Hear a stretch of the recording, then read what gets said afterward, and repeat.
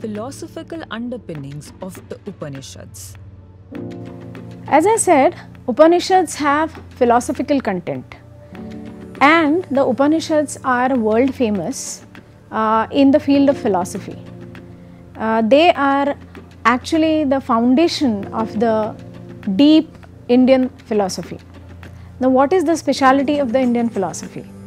The Indian philosophy, the traditional Indian philosophy says that actually everything is one, and the variety or the multiplicity is just felt, it is just seen, and all this takes us to the ideas of Atman and Brahman.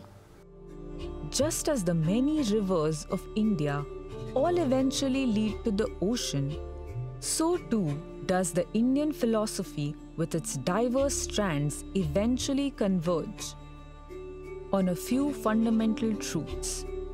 This varied body of knowledge is akin to the Indian spice bazaar, brimming with a myriad of colors, textures, and flavors. A key component of this philosophical bazaar is the Upanishads, which provide insights into the profound mysteries of existence, much like how a street lamp illuminates a dark path. Consider the Upanishads as a canvas upon which the grandest cosmic truths are painted. They delve into metaphysical concepts such as Brahman, that is, the ultimate reality, Atman, the individual soul, and Maya, which means the illusory nature of the world, not unlike the various elements that come together to form a beautiful Indian Rangoli pattern.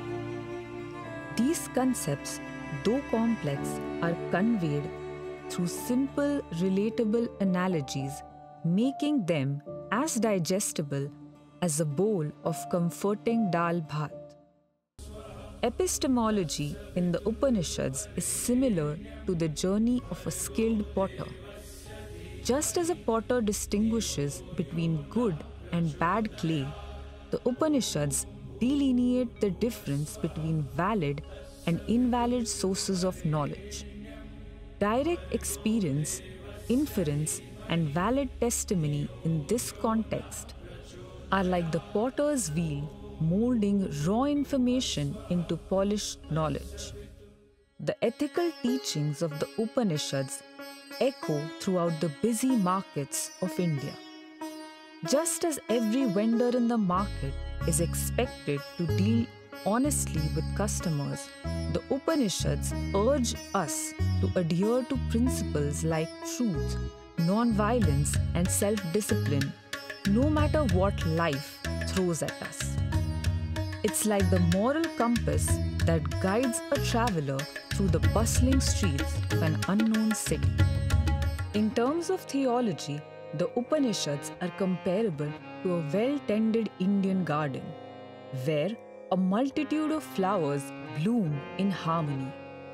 They propose a view of God that embraces diverse aspects, formless and with form, transcendent and immanent, much like a gardener who sees the beauty of every flower. The Upanishads teach us to perceive the divine in all facets of existence.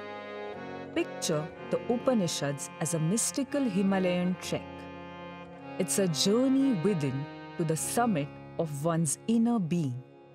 The accounts of direct experience of ultimate reality by sages in the Upanishads serve as signposts on this trek, guiding the aspirant towards their own profound self-realization, just as Sherpas guide mountaineers to the peak.